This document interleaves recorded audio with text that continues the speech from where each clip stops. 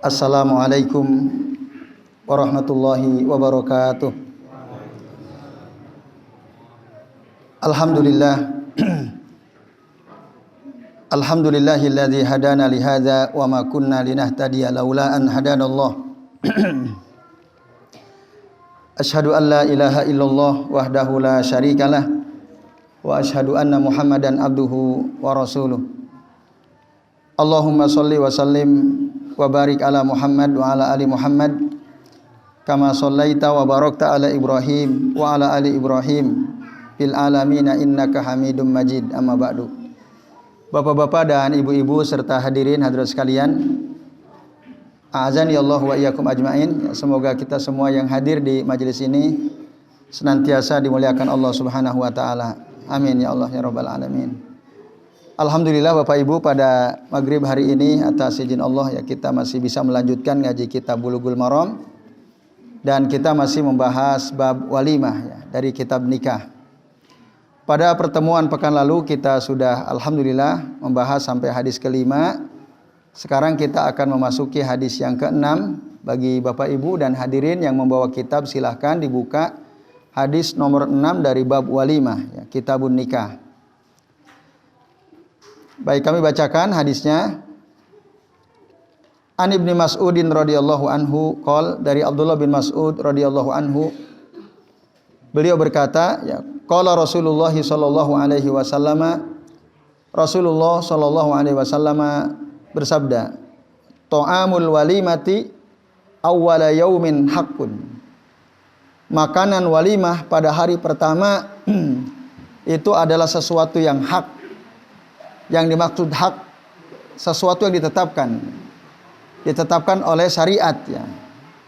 Ditetapkan oleh syariat berdasarkan hadis Nabi sallallahu alaihi wasallam. Itu yang dimaksud dengan makna hak. Wa ta'amu yaumis tsani sunnatun. Nah, sementara makanan walimah pada hari kedua, maksudnya mengadakan walimahnya tidak hanya satu hari gitu ya. Hari pertama, nah, walimah seperti yang kita tahu maknanya kan macam-macam makanannya. Kemudian ternyata masih bersambung, ada hari kedua. Nah, maka makanan yang dihidangkan pada walimatul ars pada hari kedua itu adalah sunnah, kata Nabi SAW. Sunnah yang dimaksud adalah thoriqoh muttaba'ah, jalan yang diikuti, artinya bisa dilakukan itu. Itu yang dimaksud sunnah pada pengertian dalam hadis ini ya. Thoriqoh muttaba'ah, jalan yang diikuti maksudnya. Wa ta'amu yaumis salisi sum'ah. Dan makanan walimah yang disediakan pada hari yang ketiga itu adalah sum'ah. Sum'ah itu ya sama dengan riya. Kalau riya itu memperlihatkan kebaikan-kebaikan yang kita lakukan, kalau sum'ah itu memperdengarkan. Ya, memperdengarkan apa kebaikan yang kita lakukan. Sama-sama mazmum ya, sama-sama tercela. Riya dan sum'ah itu sama-sama buruk. Ya. Nah, maka makanan yang disediakan pada walimah hari ketiga itu sum'ah. Dianggap sum'ah oleh Nabi sallallahu alaihi wasallam. Paham je Bapak Ibu sum'ah maksudnya? Jadi sum'ah itu contoh gampangnya gini. Kita sering rajin sedekah lah. Kita selalu ngomongin gitu. Oh, saya itu kemarin sedekah ke sana, sedekah ke si fulan, sedekah untuk ini dan itu. Nah, itu tadinya orang nggak ngerti gitu kalau kita itu rajin sedekah. Tapi kita ingin supaya orang tahu gitu kalau kita ini rajin sedekah. Nah, itu namanya sum'ah. Kebaikan yang tidak perlu diperdengarkan kepada orang lain, kecuali jika dalam rangka untuk memotivasi, mentasji, mendorong orang supaya dia pun bersedekah. Nah, itu boleh. Misal seorang guru kepada murid, seorang ayah kepada anaknya. Nah, bapak itu ya ketika ada rezeki, insya Allah berusaha sodako. Nah, kemarin bapak sodako begini-begini, itu nggak apa-apa. Tujuannya supaya anaknya juga rajin sodako, nggak ada masalah. Tapi kalau tujuannya supaya dipuji orang, dikagumi orang, nah itu yang sum'ah yang mazmum, ya, yang tercela. Nah, dalam hadis ini makna sum'ah yang dimaksud yang kedua ini, yang mazmum, tercela. Hadis ini diriwayatkan oleh Imam At-Tirmidzi dan beliau menganggap hadis ini gharib, ya, istaghrabahu. Wa rijaluhu rijalun sahih, tapi para perawinya adalah para perawi yang sahih. Ada juga hadis dari Anas, kalau ini kan Abdul bin Mas'ud, ya. Lewat jalur Anas bin Malik, tapi ada dalam kitab Ibnu Majah. Kalau ini Sunan At-Tirmidzi, kalau dari Anas bin Malik dari Ibnu Majah. Nah, Bapak Ibu dan hadirin sekalian, yang pertama, ya, para ulama hadis berbeda pendapat tentang derajat kesahihan hadis ini. Sebagian ulama mengatakan hadis ini dhaif. Ya, hadis ini dhaif. Ya, maka dianggap gharib, ya, oleh Imam At-Tirmidzi sendiri. Tapi hadis gharib belum tentu dhaif, ya. Karena hadis itu, mohon maaf ini perlu kami sampaikan, ya, supaya minimal kita paham, ya. Kalau kita bicara hadis Bapak Ibu, dilihat dari cara sampainya hadis Nabi ke kita kan jauh dari Nabi, ya. Jarak kita ke Nabi kan jauh sekali. Bagaimana kita bisa mendapatkan hadis Nabi? Dari para perawi, kan, yang mendengar, disampaikan, lalu disampaikan lagi, lalu dicatat, lalu lewat catatan itu, ya, oleh para ulama disampaikan, diajarkan, lalu sampailah kepada kita. Atau kalau kita bisa akses ke kitab, kita langsung bisa baca kitabnya. Nah, maka hadis Nabi itu kalau dilihat dari cara sampainya kepada kita, itu ada dua caranya. Ya, ada dua kategori, ya. Ada hadis yang disebut hadis mutawatir. Mutawatir itu ini hadis paling kuat, tidak bisa disangka, tidak bisa disangkal. Derajatnya persis di bawah ayat Quran, ya. Hadis mutawatir itu adalah satu hadis yang meriwayatkannya itu lebih dari 10 sahabat yang meriwayatkan hadis ini, ada 10 orang lebih, minimal 10. Nanti di level tabi'in, misalnya ada 10 orang sahabat, masing-masing sahabat punya murid lebih dari 10. Nah, tabi'in 10. Nanti tabi'in menyampaikan lagi muridnya yang mendengarkan lebih dari 10. Lalu sampai misalnya kepada Imam Al-Bukhari, kepada Imam Muslim, kepada Imam At-Tirmidzi dari jalur yang banyak. Nah, misal begini, saya menyampaikan hadis ini yang nerima ada berapa orang? Ada nggak 10 orang yang mendengarkan ini? Lebih, kan? Nah, berarti nanti, nah, yang selain saya juga ada yang menyampaikan lebih dari 10. Maka itu namanya hadis mutawatir. Yang kedua namanya hadis ahad. Hadis ahad itu cara sampainya ke kita tidak lebih atau kurang dari 10. Ini bahasa gampangnya.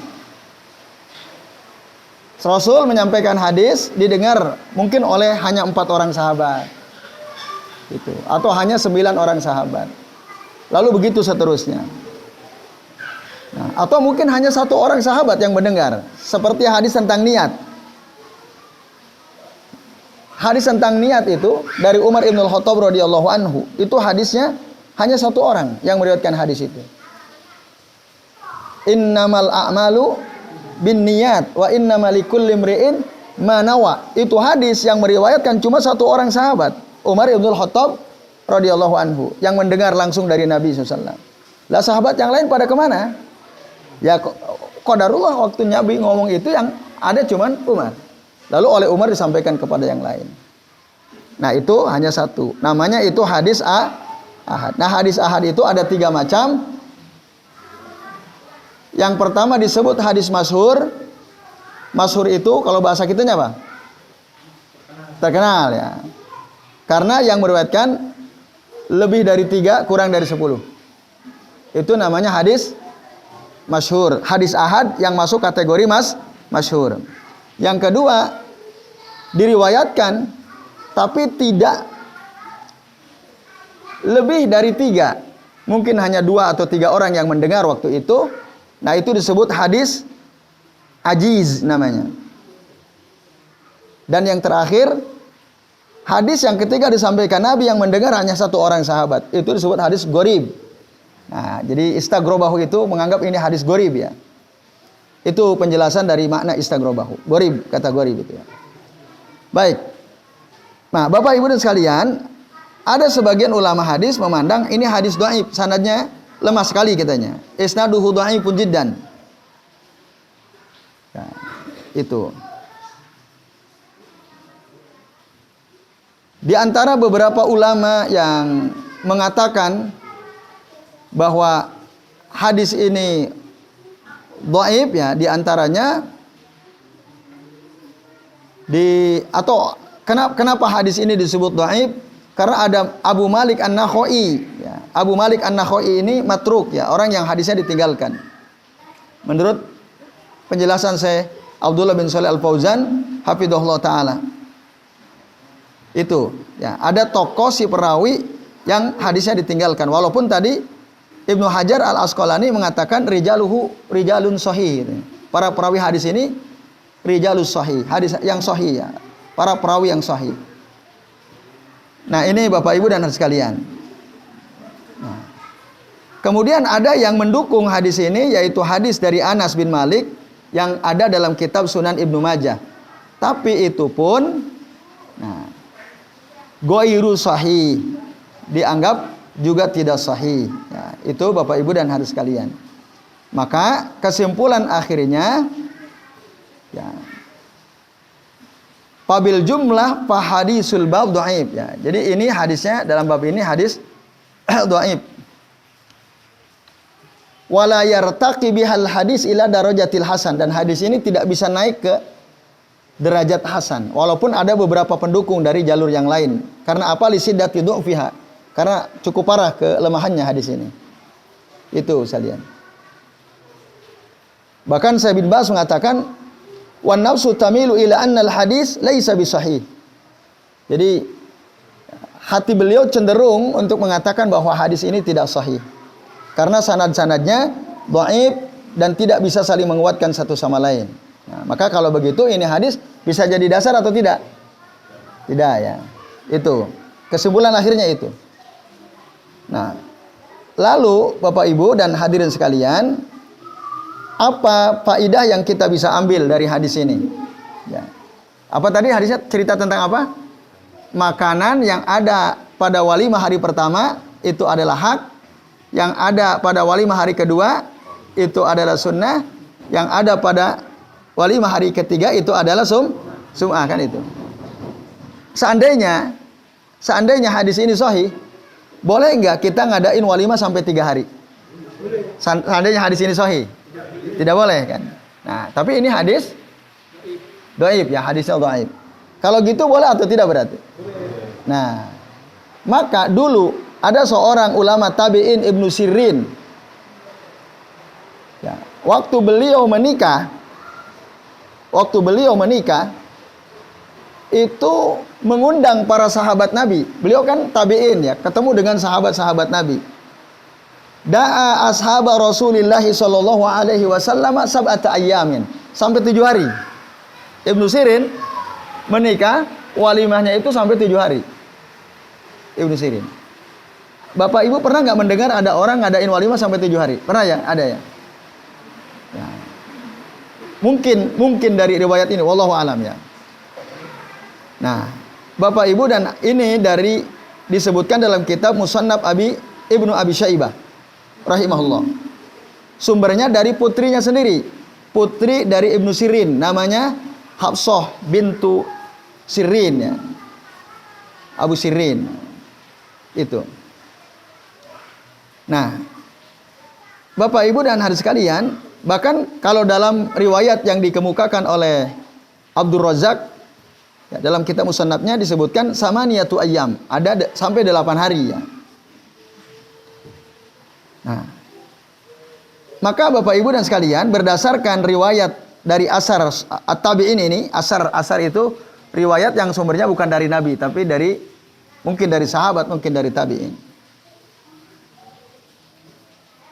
Nah, lalu pertanyaannya, apakah para sahabat yang diundang oleh Ibnu Sirin, oleh Abi Sirin ya, saya ralat, oleh Abi Sirin mengingkari enggak gitu? Kok sampai 7 hari, bahkan 8 hari? Tidak ada riwayat yang menunjukkan bahwa sahabat mengingkari perbuatan Abu Sirin ini. Tidak ada riwayat, Allah alam ya, tapi riwayatnya enggak ada. Nah, sehingga para ulama dari mazhab Malikiyah, mazhab Asy-Syafi'iyah, termasuk Imam As-Sun'ani, kalau ulama muasir, ulama kontemporer seperti Syekh Abdul Aziz bin Baz, Syekh Ibnu Al-Utsaimin, mereka ini mengatakan ya, jawazul walimati fil yaumi salisi. Nah, boleh ya, mengadakan walimah sampai hari ketiga idza kana samma haja. Kalau di sana memang ada kebutuhan. Misalnya apa? Tamu undangannya banyak. Mungkin dia jaringannya banyak sekali gitu ya. Temannya banyak banget gitu ya. Karena semua teman Facebooknya diundangi semua gitu. Ya, kan ada ya orang yang temannya banyak banget kan. Itu diundang semua. Nah, sementara tempatnya terbatas. Tempatnya terbatas. Nah, maka akhirnya dia membagi tamu undangannya pada hari yang berbeda-beda. Mungkin nggak itu terjadi? Mungkin. Misalnya Pak ini, itu hari pertama. Nanti hari kedua lain lagi, hari ketiga lain lagi. Lidikil makan, karena sempitnya tempat, wali kasrati al-mad'uin, dan karena banyaknya orang yang diundang. Jika memang faktanya begitu, maka boleh. Ya, orang mengadakan walimah sampai lebih dari satu hari gitu. Itu Bapak Ibu ya. Uzurnya harus clear, harus jelas, ada uzurnya.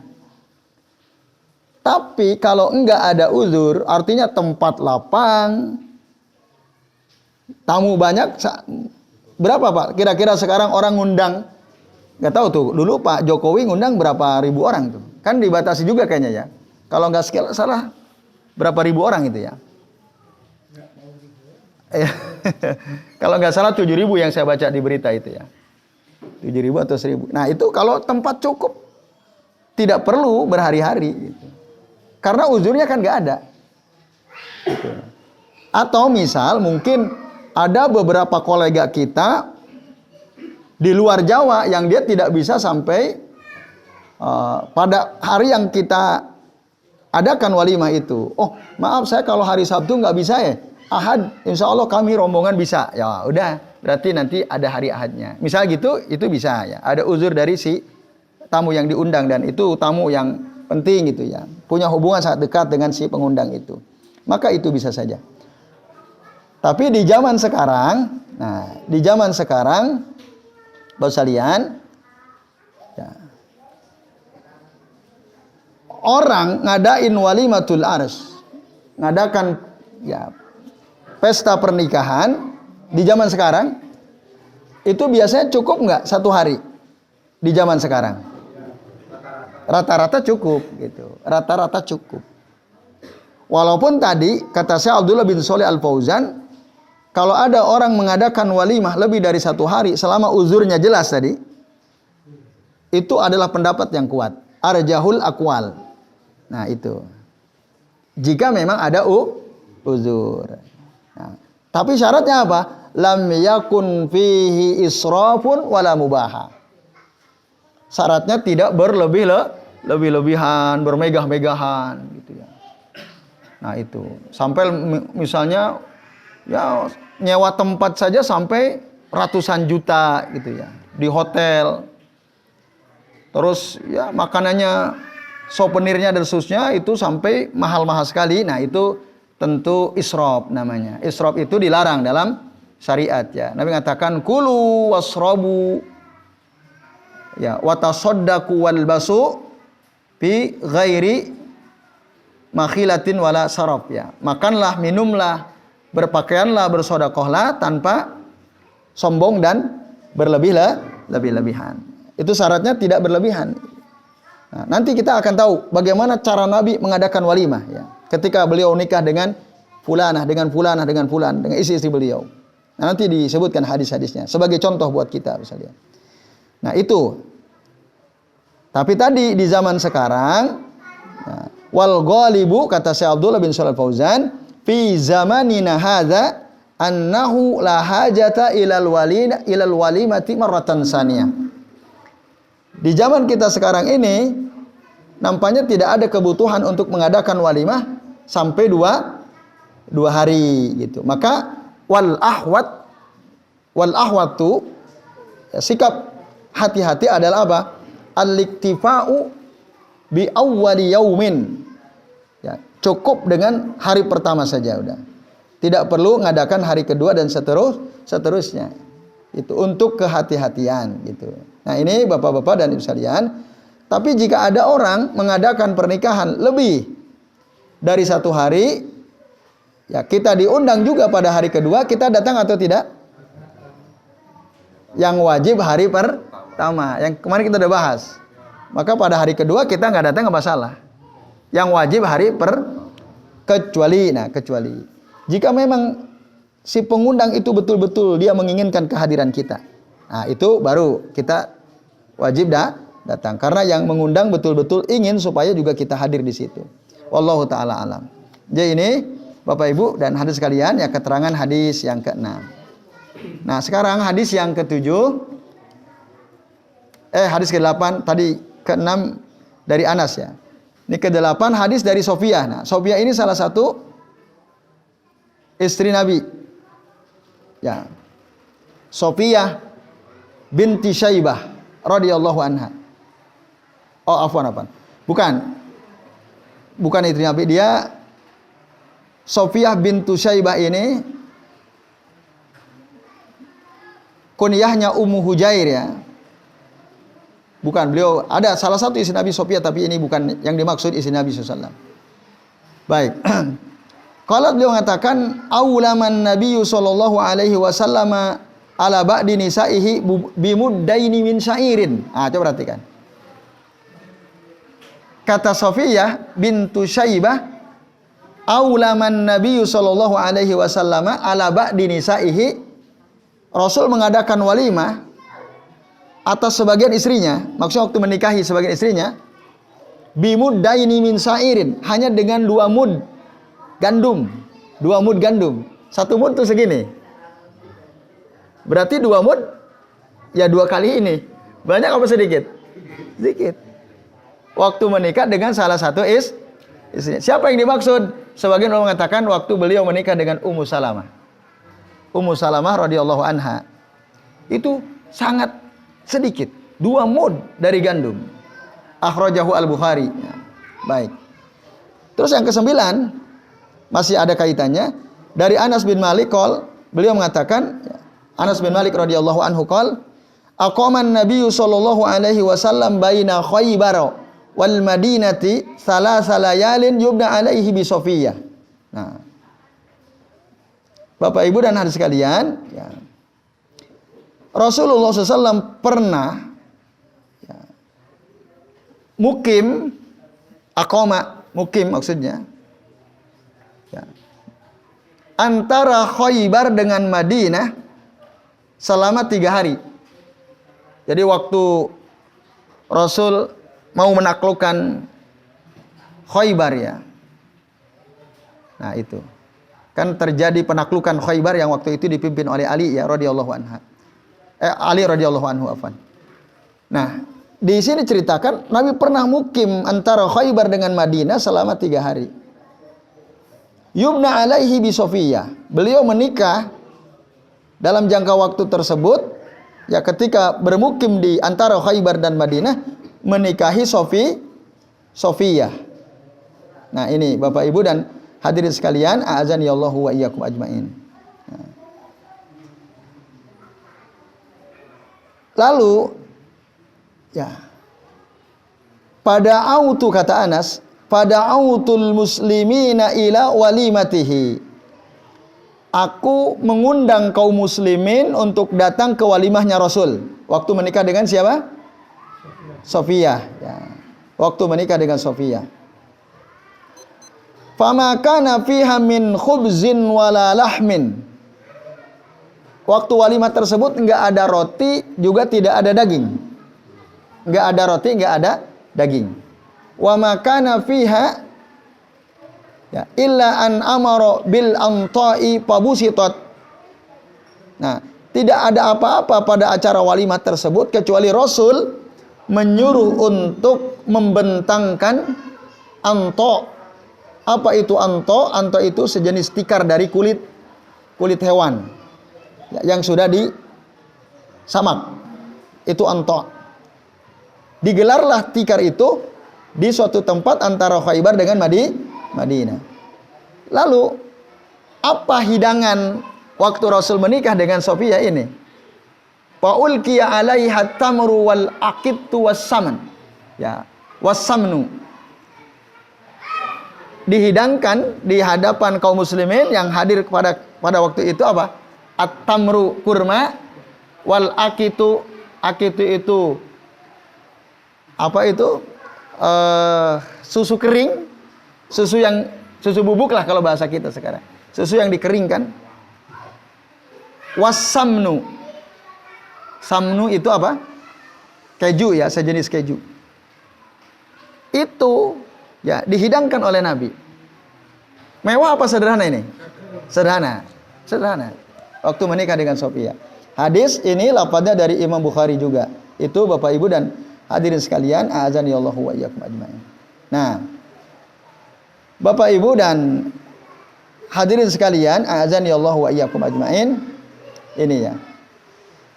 Dua hadis ini menjelaskan ya bahwa saat Nabi menikah ternyata hidangan yang dihidangkan oleh beliau itu sederhana gitu. Tidak bermewah-mewahan. Nah, lalu apa kesimpulannya? Bapak Ibu dan hadirin sekalian. Kesimpulannya yang pertama, hadis ini menunjukkan dua-duanya bahwa mengadakan walimah itu masyru'. Mengadakan walimah itu masyru', disyariatkan. Karena ada banyak kemaslahatan. Dan Nabi selalu mengadakan walimah. Bahkan Bapak Ibu perhatikan, Nabi ini walimahnya sedang dalam keadaan apa ini? Safar kan? Sedang safar loh.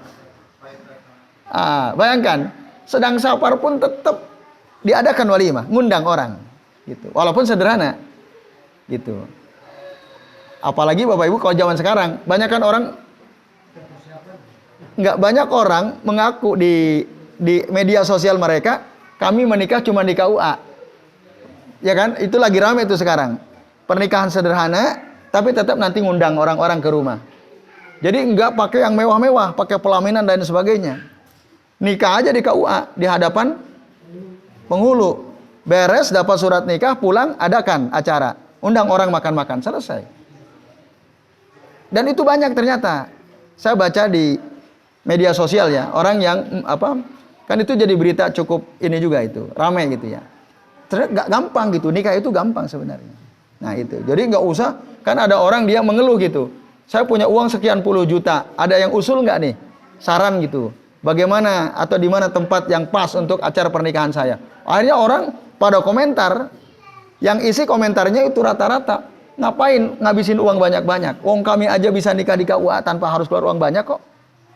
Nah itu. Nah ini ya, sekalian. Kalau kita berkaca kepada Nabi, ya tadi Nabi itu sederhana. Walaupun nanti ada riwayat yang lain, Nabi mengundang cukup banyak. Itu satu. Walimah itu disyariatkan, sebaiknya dilakukan.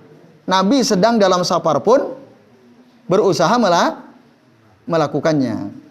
Itu ya. Itu yang pertama. Karena apa? Walimah itu satu bentuk kesyukuran kepada Allah Ta'ala, dapat nikmat nikah. Yang kedua, untuk mengumumkan pernikahan kepada orang lain, supaya orang ngerti bahwa mereka itu adalah suami istri. Yang ketiga, untuk ngundang makan ya, terutama ya orang-orang fakir miskin diundang ya. Orang-orang ya kaya juga diundang, kerabat diundang, tetangga semua diundang, teman-teman diundang, ya untuk tadi mereka saling mencintai satu sama lain. Jadi ini satu ya, itu kesimpulannya bahwa mengadakan walimah itu masyru' ya. Lalu yang kedua, hadis ini menunjukkan bahwasannya Rasul ketika mengadakan walimah itu tidak membebani dirinya dengan beban harta yang berat. Tidak. Bahkan tadi hanya 2 mud gandum kan ketika menikah dengan walimah. Dengan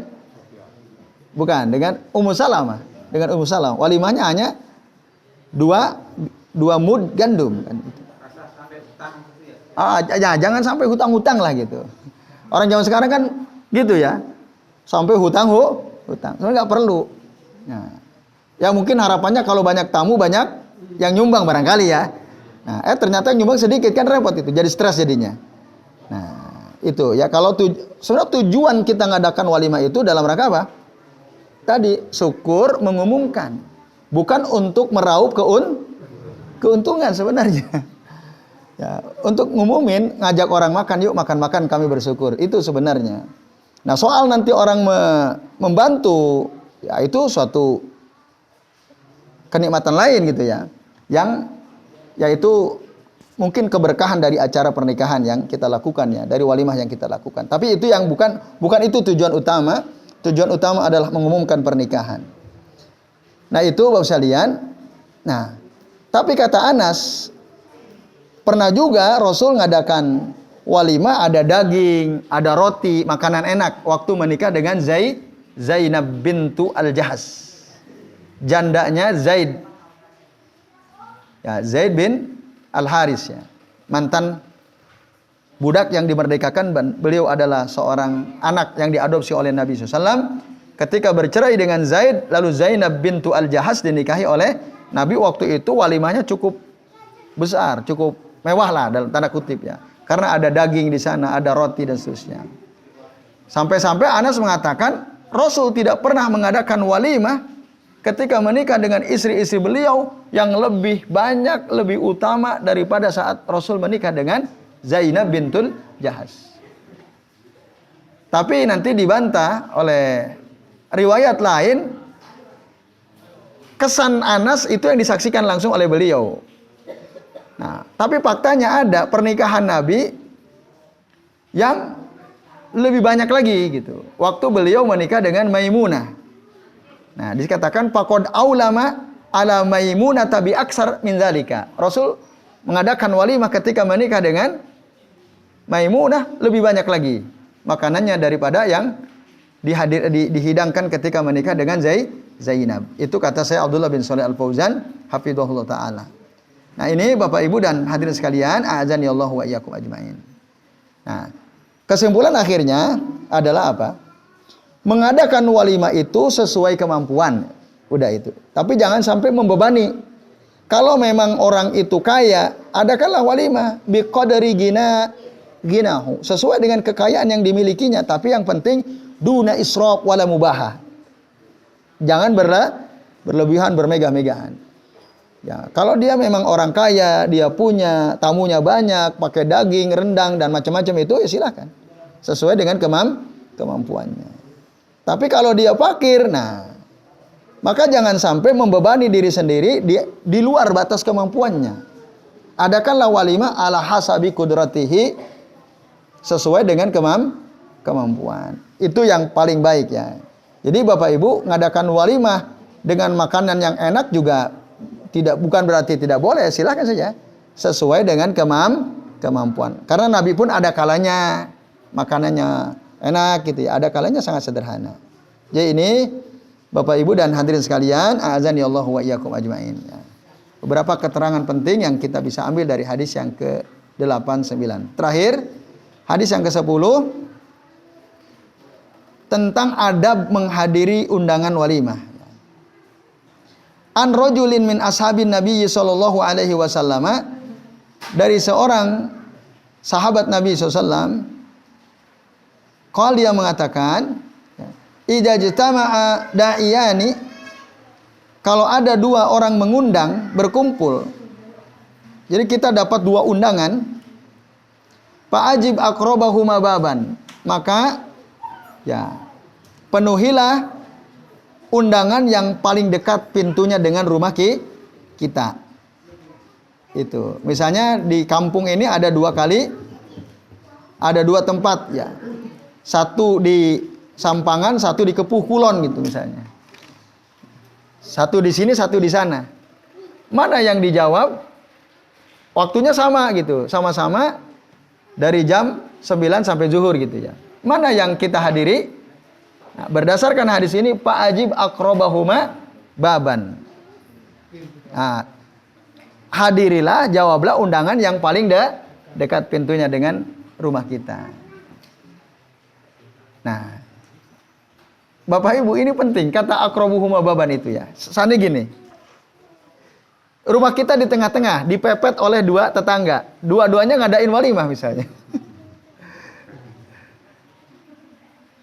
Kita ukur tembok rumah kita dengan tetangga kanan kiri itu lebih misalnya ini ya. Oh, yang tembok tetangga yang sebelah kanan itu jaraknya kita ukur 1 meter. Itu ya. Sementara yang satu lagi 2 meter. Temboknya loh, ini tembok, saya baru bicara temboknya. Tapi pintu rumahnya yang jarak temboknya 2 meter itu ternyata dengan pintu rumah kita lebih dekat. Sementara yang jarak temboknya cuma 1 meter, pintunya jauh. Mana yang dahulu dijawab? Yang 2 meter, karena ukurannya pintunya bukan temboknya. Paham ya? Itu kata para ulama, yang aqrabuhuma baban itu maksudnya. Tapi, fa in sabaqa ahaduhuma fa'ajibil ladzi sabaq. Fa'ajibil ladzi sabaqa. Tapi kalau dari dua undangan itu ada salah satu yang lebih dulu, mana yang dijawab? Satu di Sleman, satu Sampangan Lor. Kita yang tinggal di Sampangan Lor diundang. Di sini ada undangan, di Sleman teman kita juga ngadain pernikahan putrinya, diundang juga. Tapi yang di Sampangan Lor ngundangnya awal bulan, yang di Sleman, sementara di Sampangan Lor karena ya deket lah. Kalau yang itu tadi Sleman sebulan sebelumnya, kalau ini H-2 baru diundang. Mana yang kita jawab undangan itu? Yang lebih dulu, meskipun lebih jauh gitu. Itu yang dimaksud. Nah, fa in sabaqa ahaduhuma fa'ajib alladzi sabaqa. Nah, ini keterangan dari Nabi, hadis rawahu Abu Daud. Nah, tar dulu. Tapi sanad hadis ini dhaif. Nah, tar dulu ya, ini sanad hadis ini dhaif sekalian. Nah, tapi ada yang menguatkan nanti hadis dari Aisyah radhiyallahu anha dalam riwayat Imam Bukhari yang kita dulu pernah bahas di kajian kitab ada belum pernah ya, di mana Aisyah waktu itu tanya sama Nabi, ya Rasulullah, innali jaraini ya, aku punya dua tetangga, fa ila ayyihima uhdi, siapa yang saya dahulukan untuk beri hadiah, kan itu. Apa jawaban Nabi? Ila aqrabihima minki baban, mana yang lebih dekat pintunya daripada rumahmu itu. Kan itu kata Nabi ya kepada Aisyah radhiyallahu. Nah, itu hadisnya sahih. Nah, menurut Syekh Abdullah bin Shalih Al Fauzan, hadis itu menguatkan hadis ini, walaupun memang hadis ini dia ada lemah, dia hadisnya dhaif ya. Karena ada Abu Khalid Ad-Dallani ini yang bermasalah ya. Dia ini ya dianggap bermasalah ya. Hadisnya bahkan ada yang mengatakan mungkarul hadis ya. Wallahu alam ya. Nah, lalu kesimpulannya Bapak sekalian, jelas ya saya kira. Hadis ini menunjukkan kalau kita diundang, ada dua undangan. Yang pertama prinsipnya siapa? Yang lebih dekat pintu rumahnya. Nah, terus yang kedua, jika ada dua, dilihat waktunya. Mana yang lebih dulu, maka itu yang dijawab undangannya.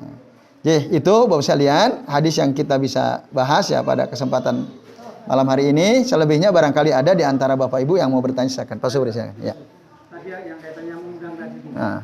Sekarang kalau waktunya tadi waktu sama tempat ya. Ya. Kalau kebetulan yang mengundang itu saudara sendiri bawahnya. Tapi waktunya lebih belakangan. Ya. Itu bagaimana itu? Ya, Pak Is misalnya. Sementara sebelum Pak Is ngundang, jenengan udah diundang di mana gitu, di Gunung Kidul gitu ya. Jadi ada hubungan kekerabatan yang Sangat dekat. Nah, Bapak Ibu dan anak sekalian, nah, bagaimana jika faktanya seperti itu ya? Yang ngundang ini betul-betul ya kerabat dekat, adik sendiri atau kakak sendiri. Tapi biasanya, mohon maaf, kalau keluarga sendiri, adik kita atau kakak kita punya hajat, biasanya udah woro-woronya dekat apa jauh biasanya?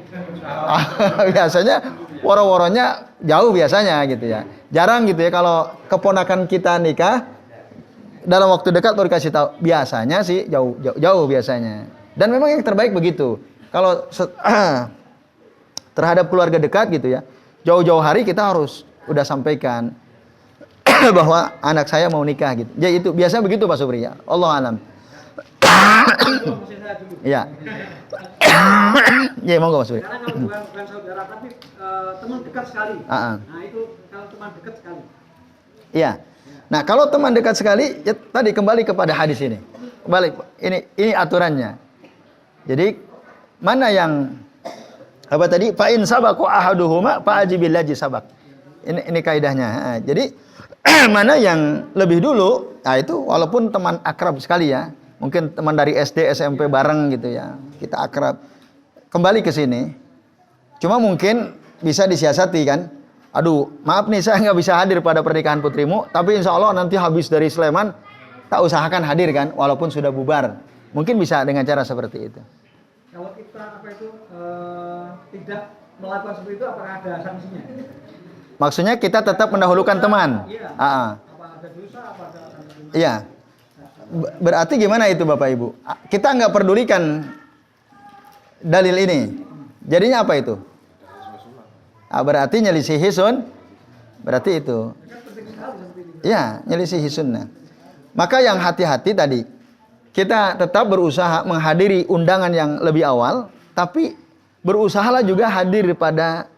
Walaupun mungkin tadi sama ya, jamnya sama gitu, harinya sama. Tapi kita berusaha hadir walaupun sudah di luar acara ya. Dalam rangka tadi, karena kita teman akrab. Mungkin itu yang paling hati-hati Pak Supri. Al-akhwat. Wallahu a'lam bishawab. Na'am. Ya, monggo. Ada dua pertanyaan, Kak. Ya. Yang pertama masalah riya tadi ya, Kak. Riya.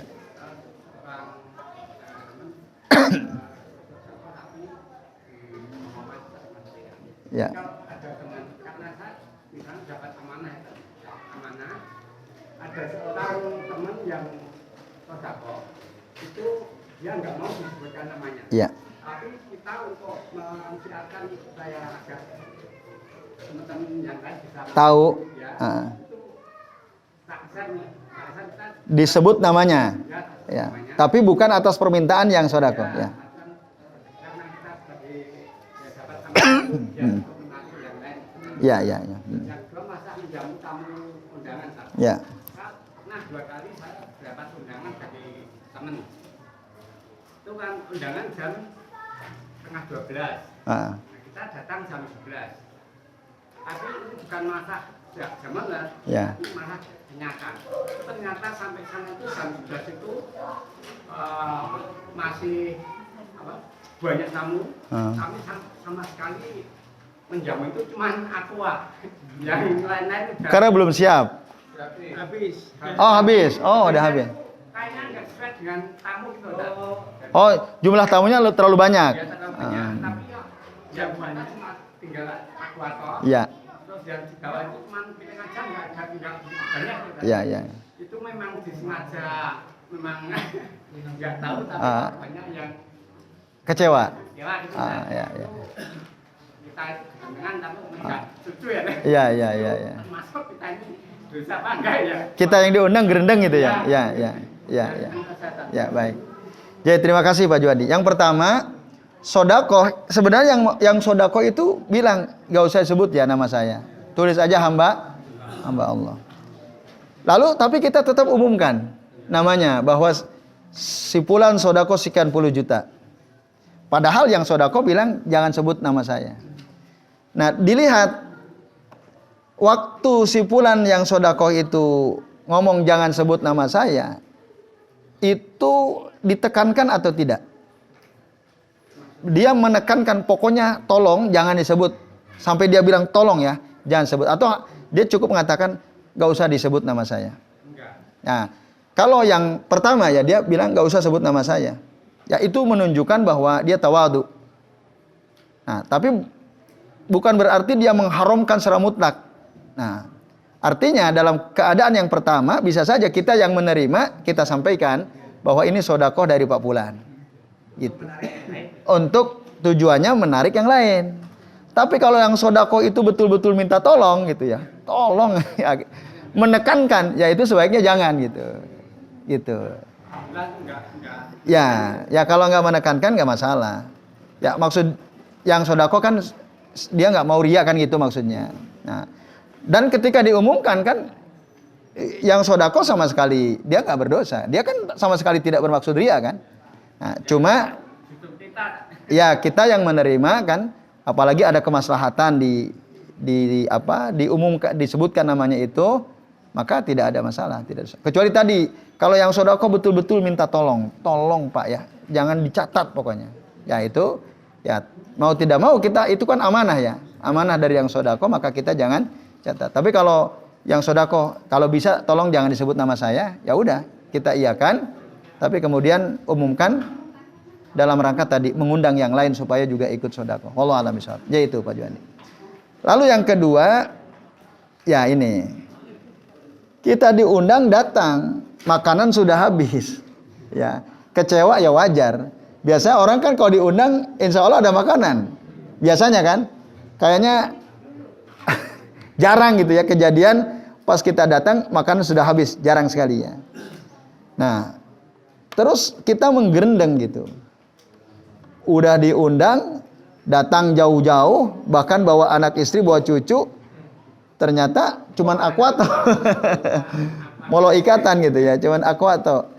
Dosakah kita kecewa? Ya, tidak ya. Baik. Itu selama tidak berlebihan kecewanya. Ya, kecewa ya wajarlah manusiawi. Kalau berlebihan kita sumpah serapahi, itu enggak boleh ya. Ya kalau kecewa ya wajarlah, manusia kan begitu ya. Ya, saya kira itu selama kekecewaan dalam batas kewajaran maka tidak mengapa, tidak berdosa. Wallahu a'lam bishawab. Baik. Iya, jarang sekali. Baik Bapak Ibu, nampaknya sudah habis waktunya ya.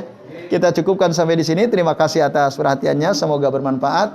Mari kita akhiri dengan baca doa kafaratul majlis. Subhanakallahumma wa bihamdika asyhadu an la ilaha illa anta astaghfiruka wa atubu ilaik. Wa sallallahu ala Muhammadin wa ala alihi wa sahbihi wa baraka wa sallama alaihim ajmain. Billahi taufiq wal hidayah. Wassalamualaikum warahmatullahi wabarakatuh.